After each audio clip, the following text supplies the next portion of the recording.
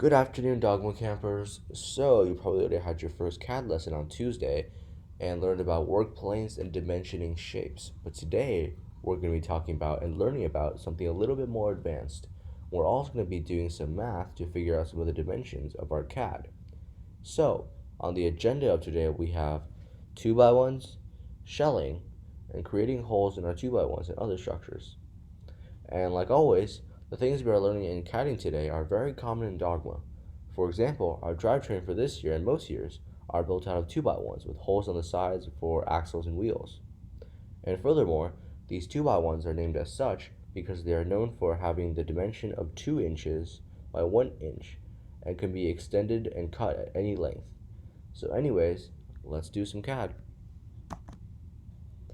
So, um, let's start by going over to our dashboard. And just a reminder, the dashboard is where we can see and access all of our CAD and designs, like our support design that we made on Tuesday.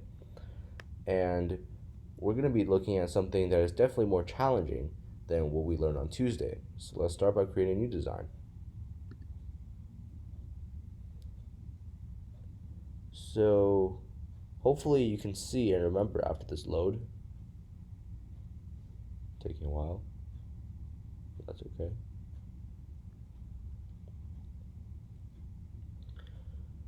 So as you can see and remember, all of these 3D shapes that we can see on the right are solid shapes without any space inside them. But today we will create some hollowed out shapes that are called 2x1s. So let's start by dragging in a box and give it a slight dimensioning of what a 2x1 would have. So since a 2x1 is the ratio of 2, which is already at 20 millimeters, and we're just going to drag this in until it is 10. So now that it is at 2 to 1, we can extend this length at, let's just say, 100. Sure, that sounds pretty good. 100. Alright, so now that we have this solid shape, we're going to use a tool at the top left corner here called duplicate and repeat. Now to use that tool, all we have to do is select an object, and while selecting an object, just simply press the button at the top left corner here. So now that I'm already selected, press this button here, the third one on the right. Okay, so now the software actually duplicates the shape in the exact position this original shape was. So we're just going to move one of the shapes to the right here. And as you can see, we just duplicated the shape. And the reason we duplicated this object is so that we can use this duplicate to hollow out the original shape. So actually this next part I'm going to actually do really quickly, just so you can see what I did. And then I'll go over the process of what I did in a second, so you know why I did that. Alright, so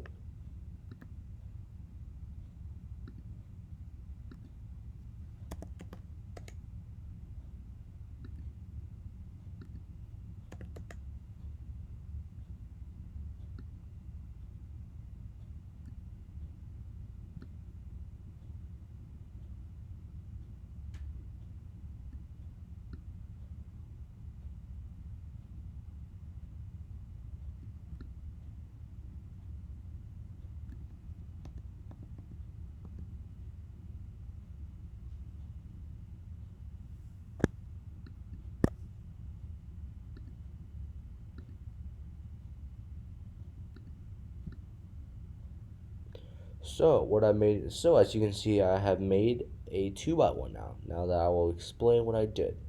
So what I made in the first step was that I changed the duplicate shape into a transparent block that TinkerCAD calls a hole block. And as you can see here, this hole block you should think of as an eraser block. So wherever you put this eraser block, the contents in that same position will be erased. So since my goal was to hollow out a solid box, I put the eraser block directly in the middle of my original solid block. So, however, I had to reduce the size of the eraser block to be just a little bit smaller because, well, obviously, if I don't make it a little bit smaller, it'll just erase the entire thing, and I don't want that. So I specifically dimensioned it to be 2 millimeters less on each side.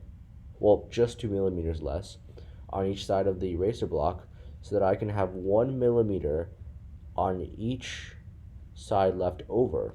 And then I moved the eraser block 1 millimeter and up and positioned it into the solid block. And lastly, I used another tool called Group, which has the purpose of combining the two blocks. So in order to use that tool, I selected both the transparent shape and then, like the duplicate I used earlier, like the duplicate tool I used earlier, hold Shift and click the original solid block while holding Shift. Now, so let me just demonstrate that real quick. So if I have this and I have a slightly bigger box here, just make that a little bit bigger,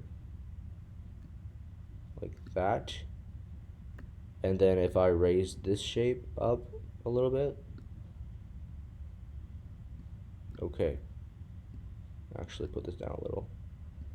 And if I drag this over into this box right here, like that, and since I'm already selected to the empty box, I'm gonna hold Shift and press on the red box. So now you can see that both of these shapes are selected at the same time. And when you see that, you can see this button light up, which is called Group. So I'm just gonna press that, and that will group the two shapes. Now you can see it is hollowed out by a little bit. So that is the exact same thing that I did with the 2x1. I just made it hollowed out completely to the other end. So now you have just made your 2x1. Voila. Oh yeah, by the way, some of you probably realized that what I created here is a dimension as 10 millimeters by 20 millimeters. And what we're supposed to create is 1 inch by 2 inches. So yes, 1 inch by 2 inches is what a 2x1 actually is. But since 10 millimeters and 20 millimeters simplified, it's basically the same ratio as 2 inch by 1 inch. It's pretty much the same. So now that you have created your 2x1, let's smoothly transition over to creating holes in these 2x1s. Alright, now the first thing we're going to do is drag in a cylinder, which is the orange thing over here, onto the platform, onto the workspace. And now we're going to rotate it, which is found right here. So we're going to rotate our cylinder so that the curvy side of the cylinder is on the workspace, alright? And I'm not sure if you can see there are two more arrows other than the arrow that we are going to rotate. And if you have trouble just managing to put the cylinder on the workspace, try another arrow, because it might be the fact that you're rotating the wrong arrow, you're not getting the right angle.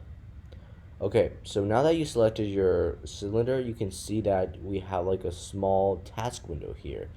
And if you don't see that, you can see something like this. I want you to click this small arrow here so you can see the full task window. Alright, so we have 3 scrollers in the task window: sides, bevel, and segments. So the only thing that we're going to mess with today is called sides. So we're going to increase that all the way. So what that does is that it makes the side of the cylinder as round as possible. So we want that to be true. And now all you're going to do is, like I did with the 2x1, hollow it out, which means we're going to have to make this into a hole again.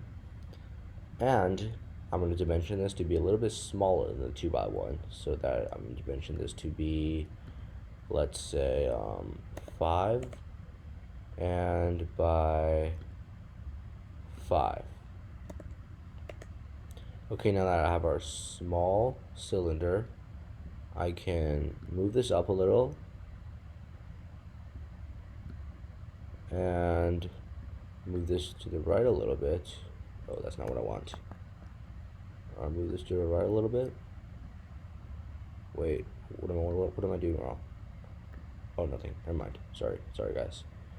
So move this into the 2x1, and then just hold Shift again and press the red solid block, which is 2x1, and press Group. So now you can see again that we created a hole in our 2x1. So yeah, Very cool. So that is actually all we're going to be learning today. I will finish this lesson off with a challenge. Now for this challenge, the only dimensions you'll need to worry about are the 2 by ones and the 2 by ones must be 10 millimeters by 20 millimeters. So here is the challenge. All right. Sorry. So you're going to create something like a square shape, but these will be extended, and the middle two shapes will have two holes on each side. This is a lot like our drivetrain. So yeah, this may seem very challenging. This may take a long time, but I will be on Zoom if you need help. See ya.